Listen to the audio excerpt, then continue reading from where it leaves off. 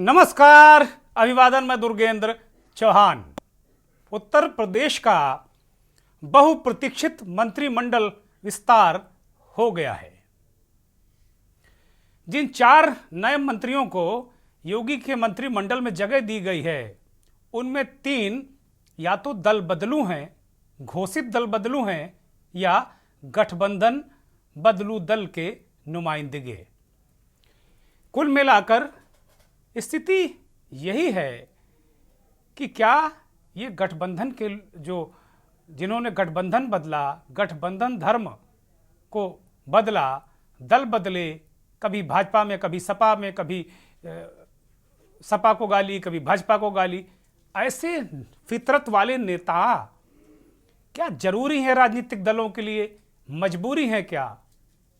क्या जातीय कुनबों के सरदारों के जरिए जो पल पल में निष्ठाएं बदल चुके हैं, जो क्षण क्षण में बयान बदल चुके हैं, उन जातीय कुनबों के सरदारों के जरिए क्या उत्तर प्रदेश में 80 सीटों का सपना भारतीय जनता पार्टी पूरा करना चाहती है क्या? ये एक बड़ा सवाल। और पूरे देश में आप अगर ले लें, उत्तर प्रदेश के अलावा, चूंकि सबसे बड़ा राज्य है, सबसे ज़्यादा सीटें हैं, इसलिए बात उत्तर प्रदेश की जरूर होगी, लेकिन पूरे देश में अगर ले लें तो गुजरात के पूर्व कांग्रेस अध्यक्ष, मौजूदा विधायक अर्जुन मोढ़वाडिया हों, चाहे वाराणसी से 2004 में कांग्रेस के सांसद रहे राजेश मिश्रा हों। मिश्रा जी तो आज ही बीजेपी में गए, लगातार वो उपेक्षा से त्रस्त थे। सपा और कांग्रेस के गठबंधन के बाद वो मोर्चा खोल चुके थे। पूर्व में अशोक चव्हाण हो, दिल्ली में आम आदमी पार्टी के पिछले चुनाव में लोकसभा के प्रत्याशी रह चुके बलवीर सिंह जाखड़ हो। बहुत सारे नाम हैं, बहुत सारे दल बदलू हैं जो अपना सुरक्षित ठिकाना तलाश रहे हैं। लेकिन इसके उलट सवाल ये उठता है कि ये दल बदलू जरूर सुरक्षित ठिकाना तलाश रहे हैं, लेकिन इन्हें भारतीय जनता पार्टी टिकट भी दे रही, सम्मान भी दे रही है। ये बड़ा सवाल है। क्या ये दल बदलू इनके जरिए क्या बीजेपी में अपना मिशन पूरा करना चाहती है? काडर वाली पार्टी के जो काडर वाले लोग हैं, वो लगातार इस बात को लेकर अंदर अंदर मरमरिंग होती रहती है कि भाई दूसरे दलों से आए नेताओं को अहमियत मिल जाती है, लेकिन क्या राजनीतिक मजबूरी है? क्या पार्टी की सत्ता में वापसी और उसके टारगेट को पूरा करने के लिए क्या ये दल बदलू जरूरी है? बड़ा सवाल मंथन में।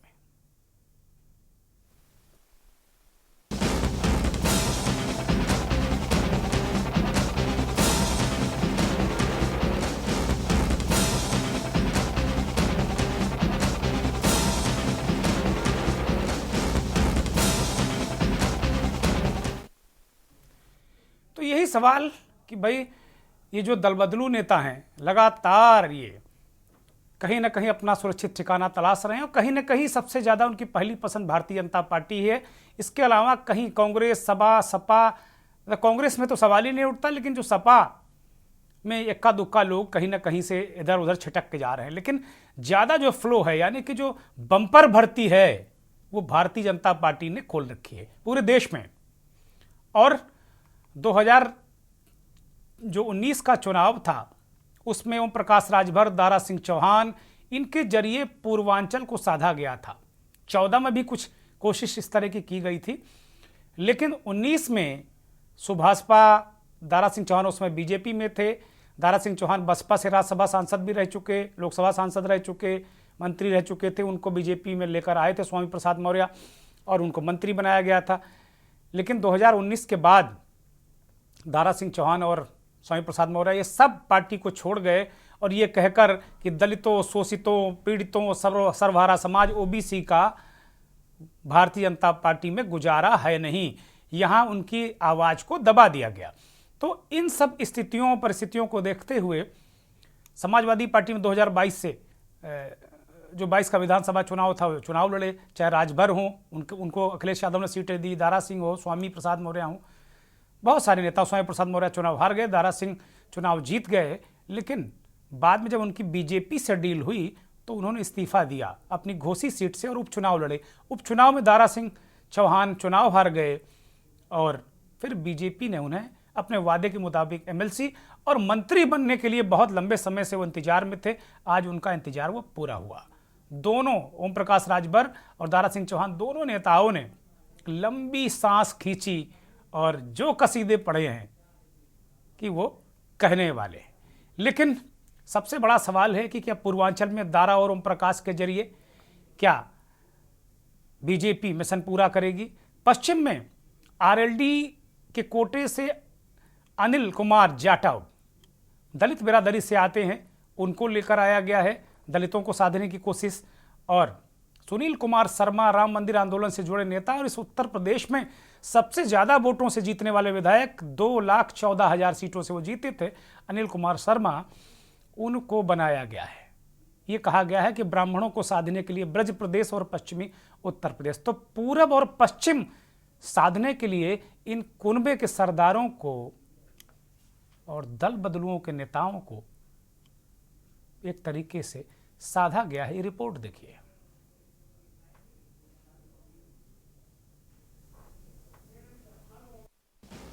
ये चुनाव आसान है, बस इतना समझ लीजिए। ज्यादातर दल बदलू नेता टिकट की चाह में दूसरी पार्टी ज्वाइन करते हैं और पार्टी इस उम्मीद में उन्हें ज्वाइन कराती है कि इनके ज्वाइन करने से उनके चुनाव जीतने और सरकार बनने की संभावनाएं बढ़ जाएंगी। जबकि अगर फायदे की बात करें तो फायदा उस पार्टी का ही होता है जिसे ये दल बदलू नेता ज्वाइन करते हैं। सत्ता की सियासत में दल बदल से किसको फायदा? इन दिनों की सुगबुगाहट तेज हो गई है। ऐसे में सियासी दलों के नेताओं के दल बदल का दौर भी शुरू हो गया। इसका सबसे ज्यादा असर यूपी में देखने को मिल रहा है। यूपी की सपा के साथ अब बसपा में नेताओं की भगदड़ तेज हो गई है। देश में इलेक्टोरल पॉलिटिक्स के लिहाज से यूपी सबसे बड़ा और अहम राज्य माना जाता है। यही वजह है कि लोकसभा के लिए 80 सांसद देने वाले यूपी से ही गुजरकर देश की सत्ता का रास्ता जाता है। ऐसे में यूपी में चुनावी राजनीति की हवा का रुख भापना नेताओं के लिए सबसे महत्वपूर्ण होता है। इसके मद्देनजर पॉलिटिकल वेव को भापते हुए यूपी के नेताओं ने सुरक्षित सीट की तलाश तेज कर दी है। इसमें मुख्य विपक्षी दल सपा, बसपा और कांग्रेस के नेताओं का दल बदल बढ़ गया है। पिछले दिनों सपा से मोहभंग होने के बाद स्वामी प्रसाद मौर्य और रालोद नेता जयंत चौधरी ने अपने रास्ते अलग कर लिए। अब बारी बसपा की है। बसपा के 4 सांसद हाथी की सवारी छोड़ चुके हैं। बसपा अध्यक्ष मायावती ने पार्टी के सांसदों का साथ छोड़ने को नेताओं का स्वार्थ करार देते हुए कहा कि टिकट कटने की आशंका से इन नेताओं ने पार्टी छोड़ी है। उन्होंने कहा कि सभी नेताओं को लोकसभा चुनाव का टिकट देना संभव नहीं है। महाराष्ट्र में एनडीए के सीट शेयरिंग पर फंसा पेच। महाराष्ट्र की 48 लोकसभा सीटों को लेकर एनडीए में पेच फंसा हुआ है। सूबे में बड़े भाई की भूमिका निभाने वाली बीजेपी की नजर 30 सीटों पर है। वहीं बची हुई 18 सीटें वो अपने सहयोगी शिवसेना और एनसीपी को देना चाहती है। बीजेपी एकनाथ शिंदे की पार्टी को 12 और अजीत पवार की पार्टी को 6 सीटें देना चाहती है, लेकिन शिंदे गुट 22 सीटों की मांग कर रहा है, जिसे लेकर रस्साकसी चल रही है। महाराष्ट्र में एकनाथ शिंदे और अजीत पवार को साथ लेकर बीजेपी ने अपने गठबंधन के कुनबे को भले ही बढ़ा लिया है, लेकिन सीट शेयरिंग फॉर्मूले पर सहमति अब तक नहीं बन पा रही है। बीजेपी ने अपने 195 उम्मीदवारों की पहली सूची जारी कर दी, जिसमें महाराष्ट्र और बिहार के कैंडिडेट के नाम शामिल नहीं थे। महाराष्ट्र में एनडीए गठबंधन में शामिल शिवसेना और अजीत पवार की एनसीपी अपनी अपनी दावेदारी को बढ़ाना चाहती, जिसके चलते ही मामला उलझ गया है। केंद्रीय गृह मंत्री अमित शाह महाराष्ट्र के दौरे पर हैं। ऐसे में देखना है कि अमित शाह कैसे शिंदे अजीत पवार के खेमे के साथ सीट शेयरिंग के मामले को सुलझाते हैं। लोकसभा चुनाव के अभियान को धार देने के लिए अमित शाह 2 दिवसीय दौरे पर महाराष्ट्र पहुंचे हैं। बीजेपी ने आधिकारिक तौर पर कहा है कि अमित शाह की यात्रा राज्य में पार्टी के चुनाव अभियान की शुरुआत करने के लिए है, लेकिन जिस तरह से सीट बंटवारे पर पेच फंसा हुआ है, ऐसे में शाह महाराष्ट्र में चुनावी बिगुल फूंकने के साथ साथ सीट शेयरिंग पर सहमति बनाने की कवायद करेंगे, क्योंकि उम्मीदवारों की घोषणा से पहले दोनों सहयोगी दलों के साथ मामले को निपटाने की जरूरत है। अर्जुन मोढवाडिया बीजेपी में शामिल। कांग्रेस को झटका। अगर हम बात करें गुजरात की, तो गुजरात में कांग्रेस को बड़ा झटका लगा है। कांग्रेस का हाथ छोड़कर अर्जुन मोढवाडिया आज बीजेपी में शामिल हो गए। लोकसभा चुनाव 2024 से पहले कांग्रेस के कई नेताओं ने अब तक इस्तीफे दिए हैं। अर्जुन मोढवाडिया के साथ अम्बरीश ढेर समेत वो नेता भी आज बीजेपी में शामिल हुए जिन्होंने कल कांग्रेस से इस्तीफा दिया था। फिलहाल देखने वाली बात यह है कि महाराष्ट्र में सीट शेयरिंग फार्मूले पर फंसे पेच को बीजेपी कैसे सुलझा पाती है और अन्य दलों के जो नेता हैं जो अपने दल को छोड़कर आए हैं उनका विश्वास बीजेपी लोकसभा में कैसे बरकरार रख पाती है। इसके साथ ही सवाल ये भी है कि बीजेपी अगर मजबूत पार्टी है तो बीजेपी को इन दल बदलुओं की जरूरत क्यों है। स्पेशल डेस्क की न्यूज इंडिया। सवाल तो बड़ा है कि भाई अगर इतना काडर मजबूत है, इतना सब कुछ बेहतरीन है, तो फिर इन दल बदलू नेताओं की ज़रूरत क्या है? ये क्यों ज़रूरी हैं? क्यों मजबूरी हैं? मजबूरी है भी कि नहीं है? यही बड़ा सवाल है। और ये दल बदलू नेता आते हैं और पूरे विश्वास के साथ में बीजेपी में आते हैं, टिकट मिलता है, मंत्री बन जाते हैं। पिछले तो विधानसभा चुनाव में उत्तर प्रदेश के एक मंत्री हैं राकेश सचान, ऐन वक्त पर नामांकन खत्म होने के 2 दिन पहले वो बीजेपी में आए, चुनाव लड़े, उत्तर प्रदेश के भोगनीपुर विधानसभा से चुनाव जीते और कैबिनेट मंत्री बन गए। बड़े बड़े जो जिन्होंने दरी बिछाई, जिंदाबाद किया, ये आंदोलन वो आंदोलन, बीजेपी के वो काडर वाले लोग, चाल चरित्र चेहरे वाले लोग नहीं बन पाए मंत्री। सचान साहब मंत्री बन गए। बहुत लंबी फहरिस्त है, लेकिन फिलहाल आज जो चर्चा की शुरुआत हम करेंगे कि भारतीय जनता पार्टी ने मंत्रिमंडल विस्तार को क्या संदेश इस मंत्रिमंडल विस्तार में छिपा है। हमारे साथ भारतीय जनता पार्टी के नेता प्रवक्ता श्वेता दुबे जुड़ी हैं। श्वेता जी स्वागत, बहुत धन्यवाद, बहुत आभार आपका। समाजवादी पार्टी के प्रवक्ता चंचल यादव हमारे साथ जुड़े हैं। चंचल जी स्वागत, बहुत धन्यवाद, बहुत आभार आपका। राजनीतिक विश्लेषक राघवेंद्र सिंह राजू हमारे साथ जुड़ गए हैं। राजू जी आपका भी बहुत स्वागत, बहुत धन्यवाद। और काशी, बाबा भोलेनाथ की नगरी काशी से बहुत ही वरिष्ठ पत्रकार मदन मोहन जी हमारे साथ जुड़े हैं। मदन मोहन जी बहुत स्वागत, बहुत धन्यवाद, बहुत आभार आपका। भारतीय जनता पार्टी की प्रवक्ता वरिष्ठ नेता श्वेता दुबे से हम चर्चा की शुरुआत करते हैं। श्वेता जी आपके पास आ रहा हूँ। मंत्रिमंडल के विस्तार का क्या संदेश है उस समाज को, लोगों को, शोषित वंचित पीड़ित जो समाज है जिसकी रहनुमाई करने की बात भारतीय जनता पार्टी का लगभग हर नेता करता है और प्रधानमंत्री तो उसके लिए बहुत काम करते हैं। मंत्रिमंडल के जरिए क्या संदेश, और बहुत बहुत विलम्ब, बहुत मुझे लगता है ये बेचारे तो नहीं कहना चाहिए, खैर ये जो नेता हैं हमारे राजभर जी हों चाहे दारा सिंह चौहान जी हों, ये बहुत दिनों से प्रतीक्षा रखते। आज ऐसा लगा नहीं स्वाति नक्षत्र की बूंद जैसा, आज जब इनके चेहरे का मैं भाव देख रहा था तो ऐसा लगा स्वाति नक्षत्र की बारिश हो गई और बूंद इनके मुंह में पड़ गई, इतना आत्मतुष्टि का भाव था। श्वेता जी देखिए, जब कोई आता है अपने हम लोगों के साथ तो किसी ना किसी भाव से आता है, किसी ना किसी उद्देश्य से आता है। और जब समय काल पाकर हमारी पार्टी ने उनको मंत्री पद की शपथ दिलाई है।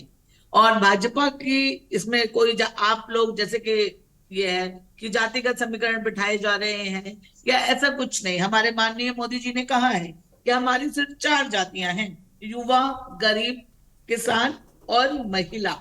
और हमारा तो जो नारा है सबका साथ सबका विकास, उसी के तहत हम इन सब लोगों को अपने साथ समाहित कर रहे हैं। और दूसरी बात ये किसी गैर पार्टी से नहीं आए हैं, ये हमारे ही थे, हमारे ही पास लौट कर आए हैं। नहीं, इससे पहले तो बसपा में थे, बसपा के बाद फिर आए, फिर गए। राजभर जी बहुत, मतलब आप अब वो शब्द मैं इस्तेमाल नहीं करूंगा यहाँ, मुख्यमंत्री जी के लिए क्या क्या वो कहते रहे। तो ये तो घोषित दल बदलू नेता हैं, इसमें आप कहें कुछ भी, आपकी पार्टी के लिए जरूरी हो सकते हैं, मजबूरी हो सकते हैं, वो आप जाने, लेकिन एक घोषित दल बदलू नेता हैं जो टिकट किसी दूसरे के चुनाव पर लड़ते हैं, सिंबल पर लड़ते हैं, प्रचार किसी दूसरे करते हैं, जब दूसरे पाले में रहते हैं तो आप लोगों को कोसते हैं, जब उनकी ज़रूरत होती है या आपको उनकी ज़रूरत है तो आपकी तरफ आ जाते हैं। श्वेता, ये तो बिल्कुल राजनीति में खुला खेल है। हाँ, सुनील शर्मा जो आपके एक मंत्री बने हैं, वो काडर वाले नेता हैं, राम मंदिर आंदोलन से जुड़े व्यक्ति हैं। उस वो वास्तव में एक नेता है जो सही मायने में उनको आप लोगों ने दिया, इसके लिए बधाई आपको। धन्यवाद। और राजभर जी भी बहुत आप इनको कुछ भी कहिए, हमारे लिए कोई जरूरी नहीं है, लेकिन जो हमारे पास आ रहा है हम उनका स्वागत कर रहे हैं, क्योंकि देखिए हमारा घर मजबूत है, लेकिन हम अपने घर को सजा रहे हैं विभिन्न विभिन्न तरीके का रंग श्वेता जी, आप बड़े विशाल हृदय की हैं, बड़े विशाल हृदय के, मैं आपको प्रणाम करता हूं, बड़े विशाल हृदय की हैं आप। मतलब आपकी पार्टी में कोई आता हो तुरंत आप मंत्री बना देते हो उसको, वाह। मैं भी जल्दी ही आवेदन करने वाला हूं कि भैया मुझे भी शामिल कर लो, तो हमें सब ये रोज रोज की डिबेट से मुक्ति मिले, मैं भी कुछ पार्टी वार्टी के लिए काम करूं। चंचल यादव, आप लोग फर्जी बातें करते रहते हैं कि भारतीय जनता पार्टी जातियों का गोट बैठाती है, ये बैठाती वो बैठाती है। आप देखिए, श्वेता जी कह रही हैं कि भारतीय जनता पार्टी का विशाल हृदय है, वो अपने घर को सजा रही हैं। उन्होंने पहले घर बनाया, फिर दीवारें मजबूत की, फिर आप लोगों की दीवारें तोड़ी, और उससे जो काबिल लोग थे वो लेकर आ गए। अब आप देखते रहिए, निंदा करते रहिए। चंचल यादव। दुर्गेंद्र सर, आप सभी दर्शकों को नमस्कार, आप सभी बड़े बड़े साथियों को नमस्कार।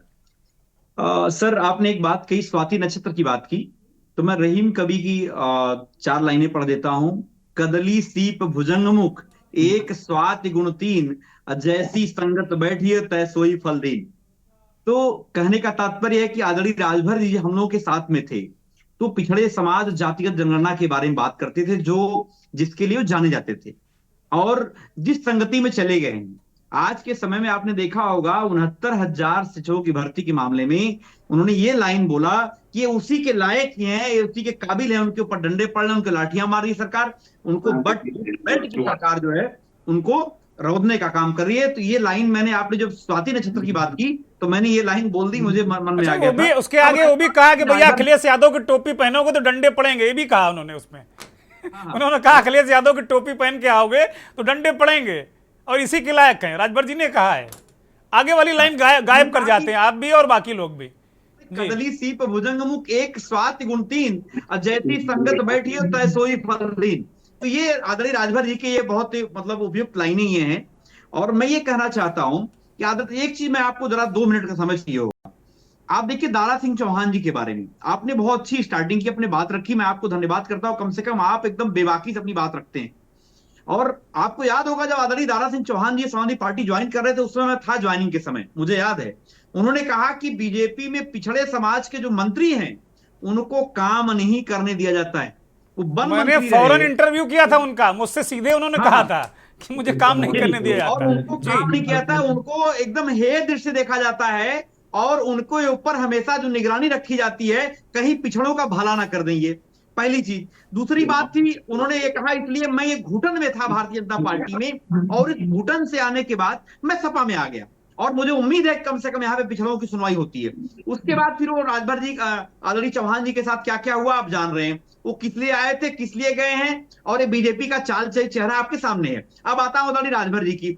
आदरणीय राजभर जी जब मंत्री थे, आपको याद होगा दुर्गेंद्र सर, जब मंत्री थे अपने घर की रोड नहीं बनवा पा रहे थे, उनको जो है बाकायदा धरने पे बैठना पड़ा, और वो जो है धरने पे फावड़ा लेके खुद खड़े हुए। नहीं, अब इस बार वादा हो गया है, इस बार वादा हो गया है, योगी जी का आशीर्वाद प्राप्त हो गया, अब वो लंबी लंबी सड़क बनाएंगे, चिंता न करो आप। चलाया था कि आदरणीय मुख्यमंत्री ने डांट पड़ी कि जल्दी धरने से उठो, तब जाके मुख्यमंत्री आदरणीय राजभर जी उठे थे, और इस बातों से व्याकुल होकर के, दुखी होकर के उन्होंने बीजेपी को बाय बाय कर दिया था। उन्होंने कहा था कि मैं जातिगत जनगणना की बात करता था, पिछड़े समाज की असामाजिक न्याय समिति की रिपोर्ट की बात करता था, बीजेपी का इसमें कोई विश्वास नहीं है। तो मेरा ये सवाल है, हमारी बहन बैठी है बीजेपी से प्रवक्ता है, ये मुझे बताएं कि क्या बीजेपी का चाल चरित्र चेहरा बदला है? और आपको मैं एक बात और याद दिलाता हूं, आज बीजेपी में जितने भी पिछड़े समाज के मंत्री हैं, और मैं आपको याद दिलाता हूं जो तत्कालीन जल्दी कंप्लीट करो, श्वेता जी के पास हम जाएंगे, जल्दी कंप्लीट करिए। लोकसभा में उन्होंने 2018 में बोला था कि मैं जातिगत जनगणना के बारे में 2019 के बाद जातिगत जनगणना कराऊंगा, लेकिन आज तक उन्होंने उसके ऊपर कोई बात नहीं की, न कोई चर्चा की। आज हालत यह है कि बीजेपी के लोग इस बात से बचते हैं। मैं कह रहा हूं कि जिसकी इतनी संख्या भारी उसकी उतनी हिस्सेदारी। भाई आप लोग गजब करते हैं, वो कह रही हैं कि 4 जातियां हैं, मोदी जी जातियों में विश्वास करते नहीं हैं, एक तरफ मोदी का विकास है, आप लोग जातिवाद पता नहीं किस युग में इस देश को ले जा रहे हैं आप लोग। चंचल यादव, मोदी जी के लिए क्या जाति है? अभी आपने देखा हमारी होगा भाई साहब कुलपतियों से की मैं भी नियुक्ति हुई है। मैं श्वेता जी आ रही हूँ, मैं श्वेता जी आ रहा हूँ, कुलपतियों की नियुक्ति हुई है। श्वेता जी मैं आ रहा हूँ, आप एक 10 सेकंड की प्रतीक्षा करिए, मैं आ रहा हूँ। लोगों को भरा गया है, उसमें पीडीए कहाँ है? ठीक है, अभी ठीक है, 69,000 शिक्षकों की भर्ती में 27% ठीक है, अब रुकिए। हुआ। मैं उम्मीद करता हूं चंचल यादव आप रुकिए, श्वेता जी बोलिए, आप रिएक्ट करिए, बोलिए। मैं अपने सम्मानित सपा के भाई साहब से पूछना चाहती हूँ, आप पीडीए की बात कर रहे हैं अभी राज्यसभा में, आपने कौन से पीडीए के उसको नेता को संपर्क किया था? जो बच्चन एकदम जी आप, भी नहीं आते पीडीए से, सुमन जी भी नहीं आते, अरे सिर्फ आप सुमन जी कहने की पीडीए से बात आते हैं, करते हो। उसी में सुमन जी आपका पीडीए विरोध से हुआ आते था। हैं, जया बच्चन जी पीडीए से आती है, कहाँ आप हैं? कहाँ पीडीए से आती है? कायस्थ को अरे अच्छा आधी लगता आबादी है। कहाँ PDA से? पीडीए का मतलब लगता है पिछड़ा अगर दलित दलित है, और है। सुनिए सुनिए सुनिए मैडम, पिछड़ा आलोक दलित रंजन आधी कहाँ से आबादी, आते हैं? पिछड़ा दलित आधी आबादी, आधी हम लोगों का मानना है। आपकी तो बार बार परिभाषा बदल जाती है, तभी ना आपकी ना ना साथी ना, बदल जाती आप है एकदम ये बार-बार। कंठस्थ कर आप लीजिए, दूसरों की कमियां देख पिछड़ा रहे हैं भाई दलित साहब। अल्पसंख्यक आधी चलिए, अच्छा आबादी, ठीक है, ठीक है, स्पष्ट चंचल यादव आप चर्चा को थोड़ा सा हम समझने की कोशिश करते हैं। अब श्वेता जी माफी के साथ मैं आपको भी रोक रहा हूं और आपको भी रोक रहा हूं। राघवेंद्र सिंह राजू आपके पास जा रहा हूं मैं। राघवेंद्र सिंह राजू, ओम प्रकाश राजभर पूर्वांचल के नेता, ऐसा वो खुद दावा करते हैं। श्वेता जी मैं लौटूंगा आपके पास। ओम प्रकाश राजभर खुद दावा करते हैं कि पूरे पूर्वांचल में उनका प्रभाव है और बहुत सारे विश्लेषक दावा करते हैं कि पूर्वांचल में 12 सीटों पर भर और राजभर जाति के लोग हैं और उन पर ओम प्रकाश का काफ़ी अच्छा प्रभाव है।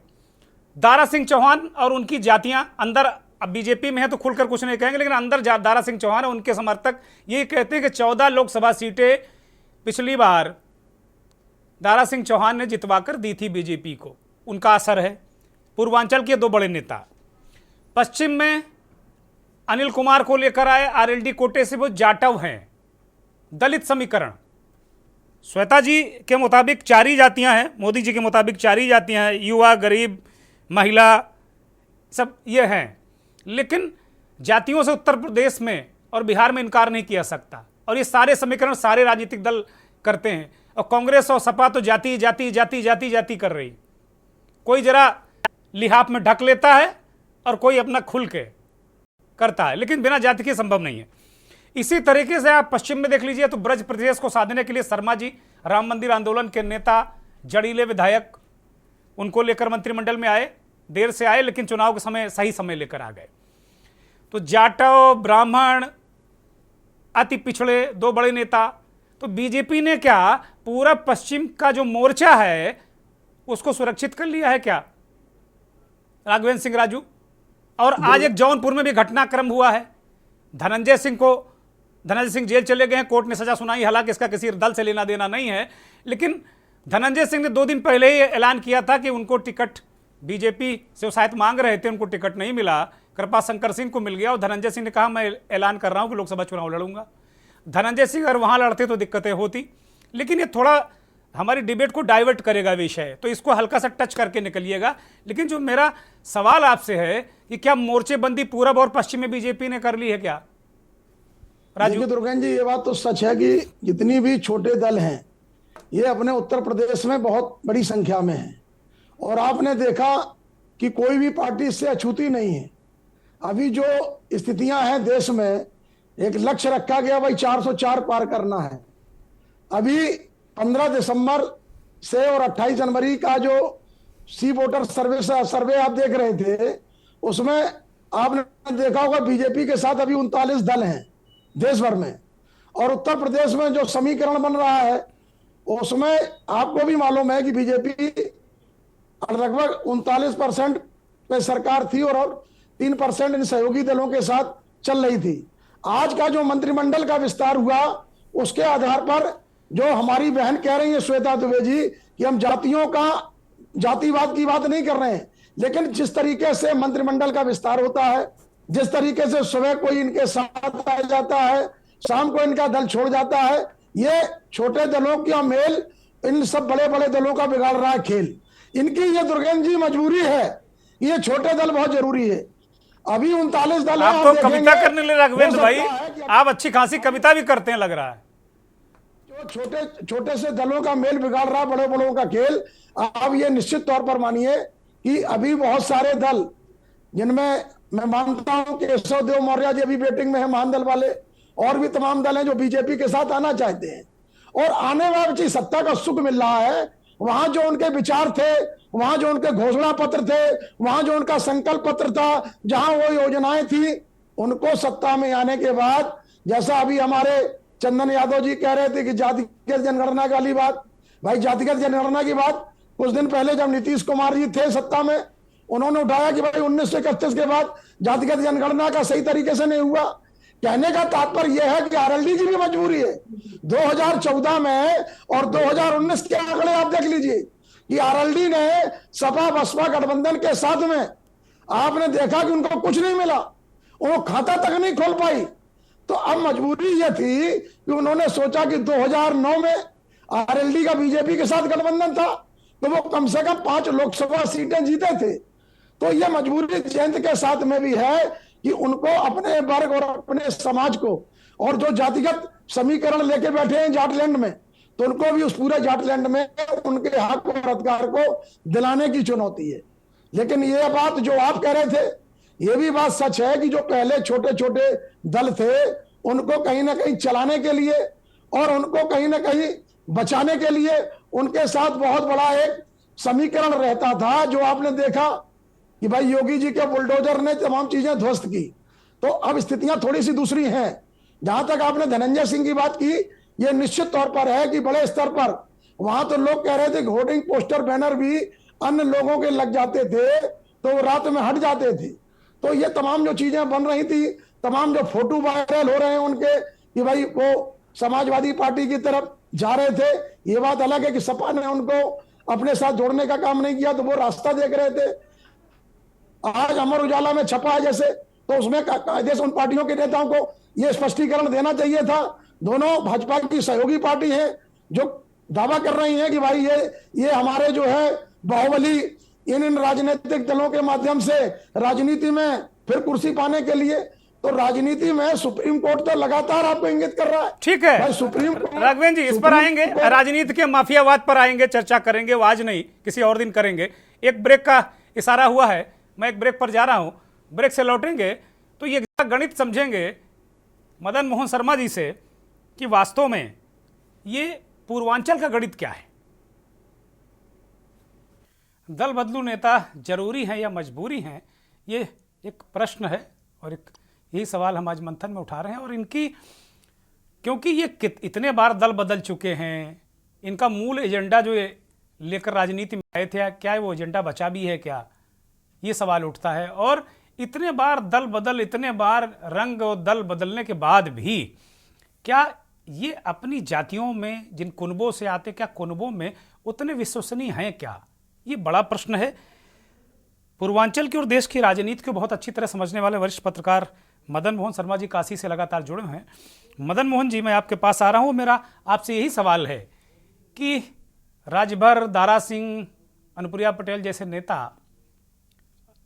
अपना दल तो लगातार बीजेपी के साथ में है, लेकिन दारा सिंह और राजभर जैसे लोगों ने कई बार चोला रंग पार्टी गठबंधन बदला है। उसके बाद भी क्या ये रेलेवेंट हैं अभी भी अपने जातियों कुनबों के बीच? और बार बार इतने सारे बवाल झंझट के बाद भी ये बीजेपी इनके लिए जरूरी है या ये बीजेपी की मजबूरी है, ये जरा समझना चाह रहे हैं आपसे हम। शर्मा जी। बिल्कुल दिग्विजय जी, ये बताना चाहूंगा कि जिस तरह से अगर कहा जाए कि जिस तरह लोकसभा का जो चुनाव आया है, इसमें अगर कहा जाए तो दल बदल की राजनीति जो है ये तो हो रही है, लोग एक दूसरे में जो है जा भी रहे हैं। वही अगर हम पूर्वांचल की बात करें तो ओम प्रकाश राजभर का अगर जहां तक जो सवाल उठता है, तो ओम प्रकाश राजभर पहले भी जो है कई पार्टियों में उन्होंने अपना दल बदल कर करके गए हैं, सपा में गए हैं, भाजपा से सपा में गए हैं, सपा से जो है फिर भाजपा में आए हैं। तो इस तरह से कहा जाए तो ओम प्रकाश राजभर का ये कहना, लेकिन कहीं ना कहीं अगर कहा जाए तो भाजपा के लिए मजबूरी है, क्योंकि ओम प्रकाश राजभर का जो है, जो राजभर जो 12 जिलों की अगर हम बात करते हैं, तो वहां पे कहीं ना कहीं राजभर का जो है उसमें है, जिसमें कि ओम प्रकाश राजभर की पकड़ बहुत ही अच्छी है। तो ऐसे में जो है भाजपा ये 400 का जो पार का जो हमने नारा जो दिया है, तो बिना ओम प्रकाश राजभर को लिए भी जो है ये संभव नहीं हो सकता है। तो जिसका फायदा जो है लगातार ओम प्रकाश राजभर भी मतलब उठाते रहे हैं। हालांकि जो है सरकार के खिलाफ वो हमेशा बोलते भी रहे हैं। जिस समय भाजपा से हट करके जब ये गए थे सपा में, तो उन्होंने कई जो है आपत्तिजनक टिप्पणियां प्रधानमंत्री से लेकर के गृह मंत्री, इवन कहा जाए तो मुख्यमंत्री योगी आदित्यनाथ को भी बाकी लोग माइक बंद कर लें। शर्मा जी बोल रहे हैं, बीच में डिस्टर्ब है। मेरा अनुरोध है पैनलिस्ट से कि माइक बंद कर लें बाकी लोग। बोलिए शर्मा जी। हाँ, तो बिल्कुल। तो मैं यही बता रहा था कि लगातार जिस तरह से ओम प्रकाश राजभर जो है कमेंट्स करते रहे, आपत्तिजनक टिप्पणी करते रहे हैं, उसके बावजूद भी जो है ओम प्रकाश राजभर पे किसी भी प्रकार का कोई भी कार्रवाई नहीं किया। और अब जो है सपा के बाद जब भाजपा में आए हैं, उसके बाद आज देखे होंगे कि आपने के मंत्रिमंडल भी जो है उन्हें दी गई है। तो कहीं ना कहीं ये भाजपा के लिए भी मजबूरी है कि जो 400 का अगर पार का जो नारा लिया है, तो ओम प्रकाश राजभर को लेना जो है। शर्मा जी, उत्तर प्रदेश को और पूर्वांचल को जरा समझाइए। ये तो बीजेपी वाले कह रहे हैं 400 पार, 370 पार, वो उनका अपना गणित है, कैसे पार करेंगे ये उनके लिए चुनौती है। लेकिन पूर्वांचल की जो स्थिति है, क्या पूर्वांचल में बीजेपी को कुछ जगह आशंका है क्या कि वो नहीं जीत पाएगी, इसलिए ये नेता जिनको आप कह रहे हैं बार बार ये आलोचना करते रहे, निंदा करते रहे, खुले तौर पर शुद्ध भाषा में गरियाते रहे, उनको गले लगाया? आपने कहा ना बीजेपी के लिए मजबूरी है ये, तो मजबूरी में जाहिर सी बात है कि आदमी कुछ भी करता है, सारे गिले शिकवे भुलाकर गले लगाता है। आज बाकायदे मुख्यमंत्री जी ने उनको गुलाब का फूल दिया, स्वागत किया। अब मुस्कुरा रहे थे मुख्यमंत्री जी और रात भर आंखें नहीं मिला पा रहे थे, मैं वो दृश्य देख रहा था। और बाद में फिर उन्होंने ऐसे कसीदे पढ़े हैं कि कुछ कहने को नहीं। तो शर्मा जी, पूर्वांचल की गणित क्या है? बीजेपी बहुत स्ट्रांग है या उसको कहीं ना कहीं चुनौती मिल रही पूर्वांचल में, ये समझाइए। देखिए, बिल्कुल अगर हम बात करें कि जिस तरह से 400 पार का जो नारा जब भाजपा ने जब दिया है, तो ये इतना आसान नहीं है। कहीं ना कहीं तो ये लगता है कि जो है भाजपा जो है अपने आप को जो है कमजोर वहां पे महसूस कर रही है, जो ये जानती है कि बिना ओम प्रकाश राजभर या वो तो कह रहे हैं कि 80 के 80 हम जीत लेंगे, पूरी 80 जीत लेंगे, बाकी सब ये चंचल यादव कांग्रेस ये ढपली बजाएंगे अब लोकसभा में, बाहर वो भी अंदर नहीं जा पाएंगे लोग। देखिए, पार्टियां जो हैं हर कोई अपने अपने दावा जो उसमें करती है, वही भाजपा भी 80 का दावा कर रही है। अन्य अब कहा जाए तो जैसे समाजवादी पार्टी भी कर रही है कि वाह मतलब इस बार जो है हाफ हो जाएगा। तो तमाम जो है पार्टियां जो है इस राजनीतिक दल जो है अपने अपने वादे तो जरूर करते रहते हैं, लेकिन जिस तरह से कहा जाए कि भाजपा ने जिस तरह से अब कहा जाए एक तरह से ये समझौता हम कर सकते हैं इसको कि या मजबूरी कर सकते हैं कि उनकी मजबूरी है कि बिना हम इनको लिए हुए नहीं चल सकते हैं। तो हर छोटी पार्टियों को जो है भाजपा अपने साथ में जो है शामिल कर रही है। उनको जो है कहा जाए तो अभी मंत्री पद भी जिस तरह से जो दिया गया, कल की अगर हम बात करते क्षमा कर परसों जिस तरह से कहा जाए तो ओम प्रकाश राजभर ने जो भाजपा के जो सांसद थे उनके बारे में जो है उन्होंने कहा, उसके बावजूद भी जो है भाजपा ने उनके पर कोई भी कार्रवाई नहीं की, नहीं उनसे मतलब इस तरह पूछा। तो ये कहीं ना कहीं ये लगता है कि ओम प्रकाश राजभर जो है भाजपा के लिए मजबूरी है, इसलिए जो है उनको जो है मतलब कहा जाए तो साथ लेकर के चल रहे हैं। काशी के सांसद राजेश मिश्रा भी बीजेपी की तरफ सरक गए। मिश्रा जी की क्या दिक्कत थी भाई? एमपी बन गए थे, पार्टी में प्रदेश पदाधिकारी थे, अचानक उनकी अंतरात्मा कैसे जाग गई? हाँ, बिल्कुल। जिस तरह से अभी कहा जाए कि 5-6 दिन पहले ये मामला उठा, प्रकाश में आया, उसके बाद जो है राजेश मिश्रा जिस तरह से कह रहे थे कि मेरे साथ में जो है दुर्व्यवहार हो रहा है, पार्टी में सब कुछ ठीक नहीं है, हम जो है भदोई से हम चाह रहे हैं कि हमें भदोई से टिकट मिले, लेकिन पार्टी जो है उनका हमें भदोई में टिकट नहीं दे रही है। तो और दूसरी बात जब ये था कि आप बनारस के वो सांसद थे 2004 में, अगर कहा जाए तो राजेश मिश्रा ने यहाँ से चुनाव जीता था, तो काशी की जनता उनको बखूबी समझती थी और काशी को जो है वो बखूबी समझते थे। तो ये भी था कि अगर आपको काशी से कांग्रेस अगर चाहती है कि आपको काशी से अगर लड़ाया जाए तो आप काशी क्यों नहीं चुनते। तो उन्होंने साफ एक ये चीज कहा था कि पैसा फैक्टर नरेंद्र मोदी के जो है यहाँ पे तो सबसे बड़ा फैक्टर तो चेहरा तो है ही है, उसके बाद जो है पैसा, उन्होंने पैसा फैक्टर बताया कि पैसा उनके पास बहुत ज्यादा है, हम उतने उसमें नहीं कर सकते। लेकिन कहीं ना कहीं कहा जाए तो राजेश मिश्रा जो है ये पहले से जो है उनके मन में, ये दिमाग में ये चल रहा था कि हमें जो है पार्टी को छोड़ना है, क्योंकि बीच पहले भी अगर कहा जाए जो प्रदेश अध्यक्ष अजय राय जी हैं उनके साथ में जो है उनकी भी कुछ इस तरह से नहीं बनती थी, बीच बीच में कुछ इस तरह से बातें आती रही हैं। अच्छा शर्मा जी, राजेश मिश्रा की कोई डील हुई क्या? उसकी जानकारी है क्या आपके पास? क्या डील हुई? क्या भदोही से पार्टी उनको टिकट दे देगी या कहीं से टिकट दे? मैं आ रहा हूँ, चंचल में आ रहा हूँ, मैं अभी वक्त है कार्यक्रम में।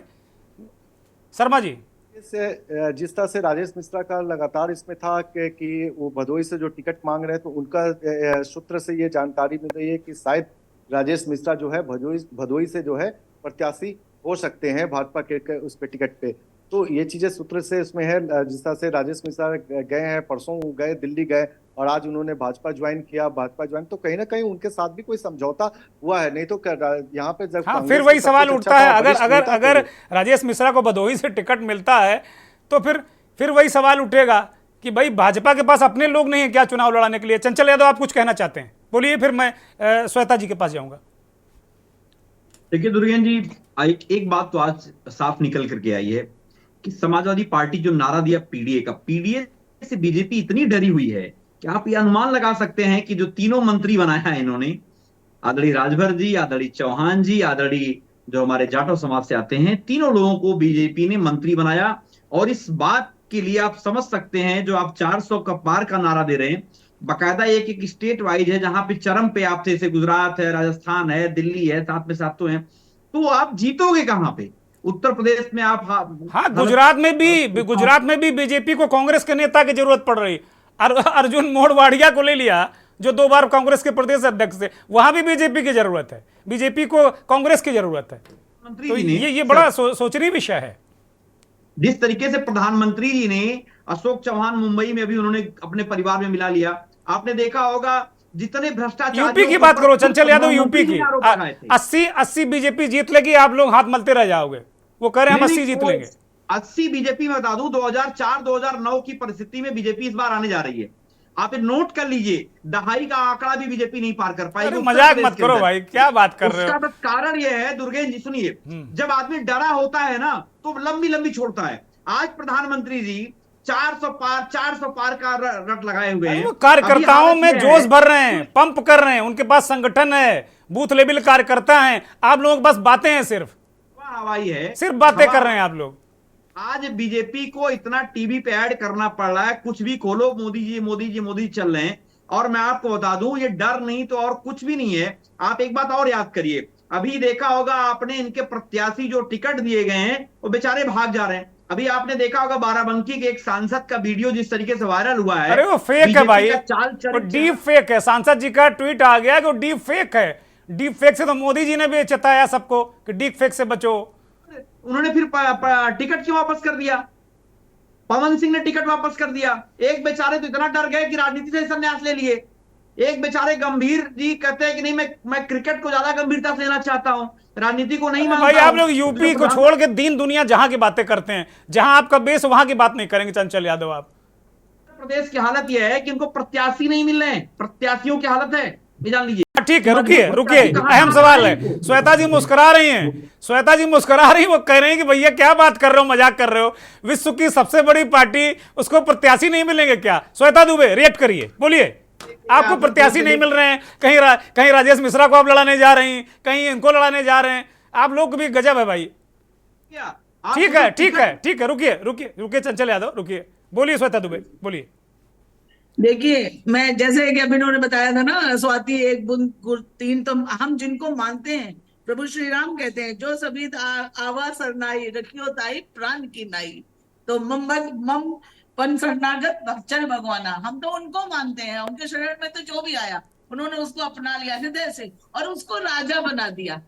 वो तो उनके शत्रु का भाई था, उसको राजा बना दिया। हम सिर्फ कहते लीजिए, हम उनके इतना बड़ा हृदय है बीजेपी का, इतना बड़ा हृदय है चंचल यादव कि दुश्मन के भाई को भी राजा बना देते हैं वो लोग। और आप लोग तो इतने बड़े दुश्मन है भी नहीं, पॉलिटिकल दुश्मन है। बोलिए, है कोई जवाब? बोलने दीजिए, मैं मौका दूंगा चंचल यादव, पहले बोलने दीजिए उनको, श्वेता जी को बोलने दीजिए। बोलिए श्वेता जी, बोलिए। तो ये वो लोग हैं जो सत्ता में बने रहने के, अरे भाई उनको बोलने दो, सब उनके हिस्से का भी आप ही बोलोगे क्या? नारी शक्ति की बात करते हो, उनका भी टाइम मारे दे रहे हो आप, मत करो भाई। बोलिए श्वेता दुबे, बोलिए। तभी तो आबादी कर दिया। और वही लोग हैं जो सिर्फ दूसरों का दोष देखते हैं। इनको इनके सारे सहयोगी, इनके नियर एंड डियर वंस इनको छोड़ के जा रहे हैं। ये उसके बारे में चर्चा नहीं कर रहे हैं, ये सिर्फ परेशान है हमारे वो भी दोस्त। अरे आप इतने बड़े बड़े थैला लेके बैठे हो, अब जो थैले में चला जा रहा है क्या करें हम लोग? अरे भाई आप लोग बिकाऊ खाना लोग नहीं हैं, खाते बड़े-बड़े। इसका मतलब चंचल यादव आपकी पार्टी में बिकाऊ लोग हैं, चले जा रहे हैं, इसका मतलब वो थैला ऐसे ऐसे दिखा रहे हैं वो बिकाऊ हैं? ऐसे बिकाऊ लोगों से पार्टी चलाएंगे आप? क्या बात कर रहे हैं चंचल यादव? ये तो बीजेपी का हाल हो गया है कि वो उनके पास कोई बचा नहीं, कोई नहीं बचा है, सारे के सारे नहीं बोल रहे हैं। आप अपने लोगों को बांध नहीं पा रहे हैं। अरे भाई आप बताओ ना, बारी बारी से बोलिए। देखिए चौहान श्वेता के जी को ऊपर बोलने दीजिए, चंचल श्वेता जी को बोलने दीजिए बारी बारी से। दर्शक सुन नहीं पा रहे हैं आप लोगों को, दर्शक जब तक सुनेंगे नहीं तब तक वो राय नहीं बनाएंगे।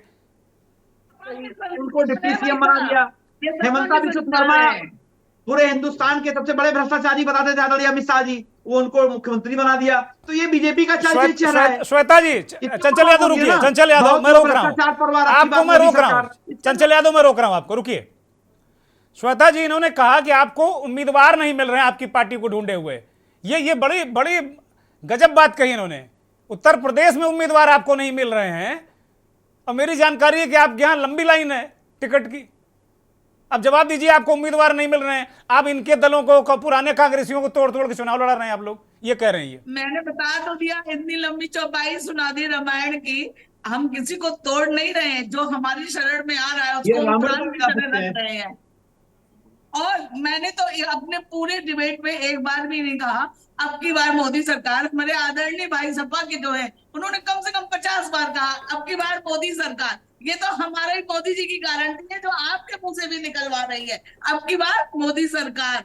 और ये हमारी मोदी जी की स्वीकार्यता सिर्फ जनता में नहीं है, अन्य लोग अन्य दलों में भी है, यहाँ तक कि यही विषय है, मेरा भी यही विषय है। मेरा यही विषय है कि जो दूसरे दल के नेता और जनता दोनों का विश्वास मोदी पर क्यों है। बीजेपी को भरोसेमंद जो दल बदलू नेता है वो भी मानते हैं कि बीजेपी बड़ी भरोसेमंद पार्टी है। पहले आप सुनिए भाई साहब, फिर जवाब दीजिएगा। जैसा कि आपने कहा कि जातीय जनगणना, आपके नीतीश जी जब इंडिया में थे, इंडिया गठबंधन में थे, तब उन्होंने जातीय जनगणना की बात की थी, तब उन्हें वहां क्यों घुटन महसूस हुई, फिर वो क्यों आए हमारे साथ? ये प्रश्न का जवाब दीजिए। ओपी राजभर है, तो आज हमारे साथ हैं, 2022 में आपके साथ थे, हमारे साथ क्यों आ गए? ये कारण जानने की कोशिश नहीं की आपने? मैं बता देता हूँ, जवाब ले लीजिए। हाँ, जल्दी से जवाब दीजिए, जल्दी से जवाब दीजिए, फिर मैं राघवेंद्र सिंह राजू के पास जाऊंगा। ठीक है श्वेता जी, आपका सवाल आ गया, अब चंचल यादव इसका जवाब देंगे। बोलिए चंचल यादव, बोलिए। एक तो इन्होंने बात की गारंटी की, मैं बड़ी ईमानदारी से बहन श्वेता जी से पूछना चाहता हूँ कि आप मुझे बताओ, मोदी जी की गारंटी की बात आप अरे जवाब दो ना, वो जवाब पूछ रहे हैं, आप सवाल कर रहे हो महाराज, जवाब दे दो। रोजगार की गारंटी ली थी, किसानों की आय दोगुनी करने की गारंटी ली थी, और 100 दिन के अंदर काला धन लाने की बात ली थी। और अब पता है काला धन ही नहीं बल्कि 15-15 लाख रुपए एक एक खाते में आ जाएंगे, आपके भी खाते में पहुंच जाते हैं। भाई वो कह चुके चुनावी जुमला है, उसी को पकड़े बैठे हो 10 साल से आप लोग। हम सबके खाते में 15-15 लाख पहुंच जाते, ये गारंटी कहाँ चली गई? जब बीजेपी कह चुकी चुनावी जुमला है, चुनावी जुमले उछालने पड़ते हैं चुनाव में, और आप उसी को पकड़े बैठे हो। दुनिया आगे कहाँ चली गई? गंगा जी यमुना जी में पानी बह गया, आप अभी 15 लाख लिए बैठे हो। क्या यार चंचल यादव भाई, गारंटी की पोल खुल गई है और जनता इनको सबक सिखाने जा रही है। प्रधानमंत्री जी का झोला उठा के निकलने का वक्त आ रहा है। सपने पालो। आज के समय में जनता दिन में सपने देखना अच्छा होता है, सपने देखो। छात्रों को, नौजवानों को, तो छात्र को फीस जो इलाहाबाद विद्यालय की फीस है, जो यूनिवर्सिटी की फीस है, 4-4 गुना बढ़ा दी सरकार ने। जो छात्रवृत्ति मिलती थी पिछड़े समाज के लोगों को, SC/ST को सब बंद कर दिया। ये बातें आप जनता के बीच पहुंचा कहां पा रहे हैं? जनता के बीच ये बातें पहुंचा कहां पा रहे हैं? वहां तो मोदी की गारंटी पहुंच रही है। दुर्गेन जी, आप जैसे पत्रकार कुछ हैं जो बीजेपी के गोद में बैठी हुई है, वो तो इस बात को मानती भी नहीं है। आपने कम से कम इतनी बेबाकी से बात तो कह तो दिया कि दारा सिंह चौहान जी कहते थे कि पिछड़ों की कोई सुनवाई नहीं होती थी, मैं वहां पे रहता था, मुझे जो है एकदम घुटन महसूस होती थी। भाई श्वेता जी कह रही हैं, श्वेता जी कह रही हैं कि वो पूछ रही है, बीजेपी आपसे पूछ रही है कि आप अपने लोगों को संभाल नहीं पाए। ये तो दोनों बड़े लोग थे, और राजभर जी को अखिलेश जी हेलीकॉप्टर में लिए घूम रहे थे। लोग सुनिए, बहुत सारे लोग अभी देखिए, अभी बहुत सारे लोग बीजेपी से भी भाग रहे हैं, इनको अविश्वास है। कौन भाग रहा है? क्या आपको बता दूं, सुनिए, सुन लीजिए ना, सुन लीजिए, मैं आपको बता दूं, भाग रहे हैं इसीलिए तो टिकट नहीं कटे हैं, इसीलिए टिकट नहीं कटे हैं कि भागे ना।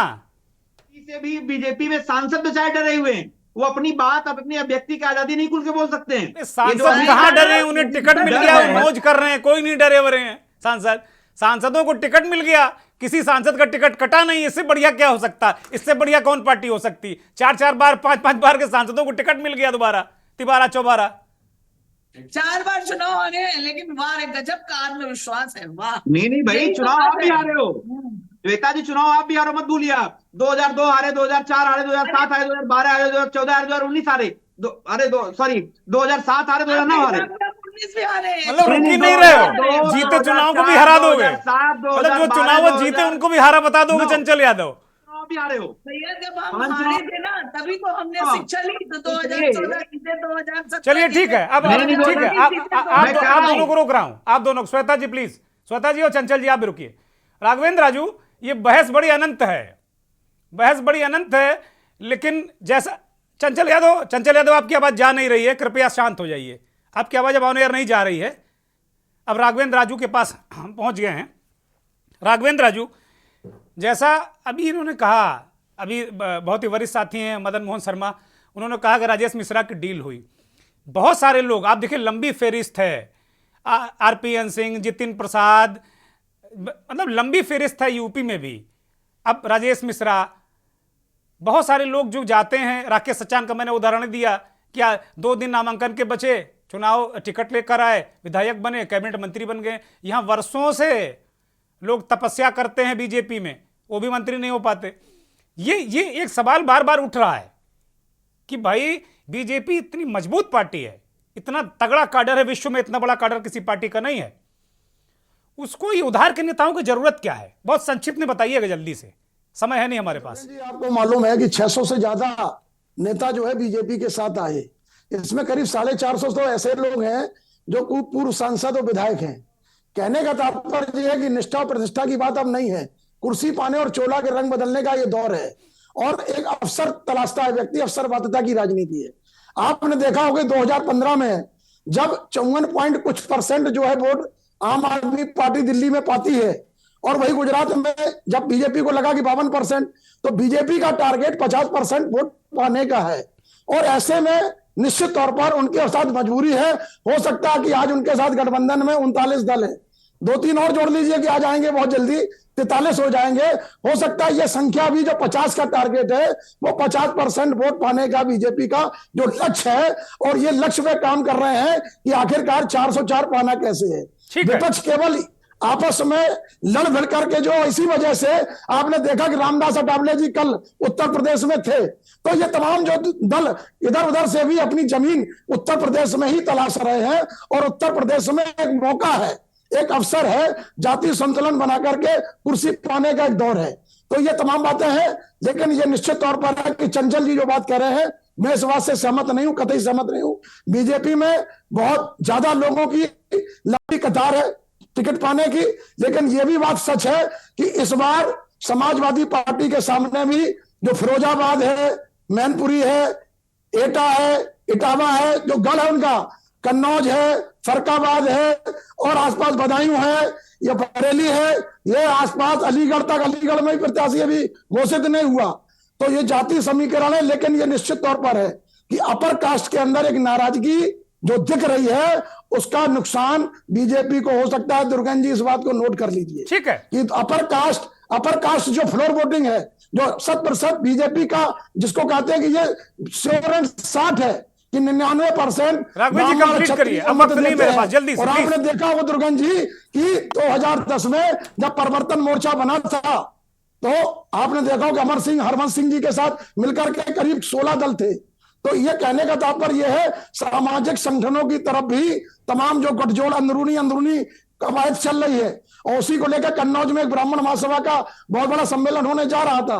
ये तमाम है, और ओबीसी की जो राजनीति चल रही है, इसमें भी ओबीसी में पाल समाज है, अन्य समाज जो है वो भी कहीं ना कहीं अपना नेता या अपना गुलाबा करने में लगे। हाँ ठीक है, इस गुणा गणित में बहुत सारे समाज, बहुत सारी जातियां अपना नेता, अपना भविष्य देख रहे हैं। मदन मोहन शर्मा, अंतिम टिप्पणी इस कार्यक्रम की आपसे। ये जो जातियां हैं, कुनबे हैं, बीजेपी भले ही इस बात को कहे कि महिला, गरीब, किसान, युवा, यही 4 जातियां हैं, लेकिन ये जातियां रेलेवेंट हैं कि नहीं है चुनाव में? बहुत छोटी सी टिप्पणी। बिल्कुल दुर्गेश जी, ये बताना चाहूंगा जिस तरह से भारतीय जनता पार्टी से यही करी है कि हम चार जातियां सिर्फ इसको मान रहे हैं, लेकिन कहीं ना कहीं ये देखा जाए कि चुनाव के समय में जो है जातियों के आधार पर जो है उनके वोट जो है मतलब लिए जा रहे हैं। तो ये जो है जाति की बातें जो है चार जातियों की नहीं करना, बल्कि जो है अलग अलग जातियों से जो है उसमें निकाले जा रहे हैं। और चाहे राजभर की बात कर लें, या चौहान की बात कर लें, या राजपूत की बात कर लें, ब्राह्मण की बात कर लें, तमाम ऐसे जो है वो जाति के आधार पे जो है ये जो है ना कि चार जातियों पे। तो ये भाजपा का अपना सोचना है, लेकिन कहीं ना कहीं जाति समीकरण जो है एक बहुत बड़ा फैक्टर है, और ये जो फैक्टर जो है ये लोकसभा चुनाव में देखने को भी मिलेगा। बहुत शुक्रिया राघवेंद्र राजू, बहुत शुक्रिया। चंचल यादव आपका धन्यवाद, श्वेता जी आपका भी बहुत धन्यवाद, मदन मोहन जी आपका भी बहुत धन्यवाद। बहुत आभार उन करोड़ों दर्शकों का जो के न्यूज़ को देखते हैं और हमारे इस खास कार्यक्रम मंथन को अपना आशीर्वाद देते हैं। जातियां बड़ी इंपॉर्टेंट हैं, कहे चाहे जो कोई भी दल, लेकिन जातियों की राजनीति चुनाव में हावी रहती है और जातियों के सरदार मलाई काटते हैं और इस बार भी काटेंगे। बहुत बहुत धन्यवाद, नमस्कार।